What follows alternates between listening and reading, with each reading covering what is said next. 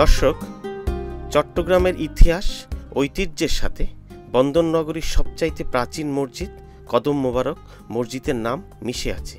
এই মসজিদের নিকটবর্তী লোকালয় কদম মোবারক নামে পরিচিত। মোগল স্থাপত্য শিল্পের এক ঐতিহাসিক নিদর্শন হিসেবে কদম মোবারক মসজিদ আজও টিকে আছে।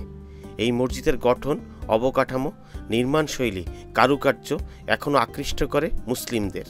ব্রিটিশ শাসন আমলে আন্দরকিল্লা শাহী জামে মসজিদকে অস্ত্রাগার হিসেবে ব্যবহার শুরু করলে ইস্ট ইন্ডিয়া কোম্পানি, তখন এখানকার মুসলমানরা কদম মোবারক মসজিদে নামাজ আদায় শুরু করেন।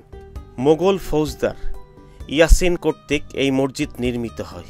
মোগল শাসকরা মগ এবং পর্তুগিজের হাত থেকে চট্টগ্রামকে মুক্ত করতে মোগল শাসন প্রতিষ্ঠার পর তাদের বিজয়ের নিদর্শন স্বরূপ বহু মসজিদ নির্মাণ করেন। এমনই এক মসজিদ কদম মোবারক শাহী জামে মসজিদ। এখানে এক শিলালিপিতে একসময় ছিল মোহাম্মদ ইয়াসিন নামে এক স্থানীয় ফৌজদার মোগল সম্রাট মোহাম্মদ শাহ এর শাসন আমলে 1723 খ্রিস্টাব্দে এই মসজিদ নির্মাণ করে। তিনি নিজস্ব খরচে চট্টগ্রাম শহরের প্রাণ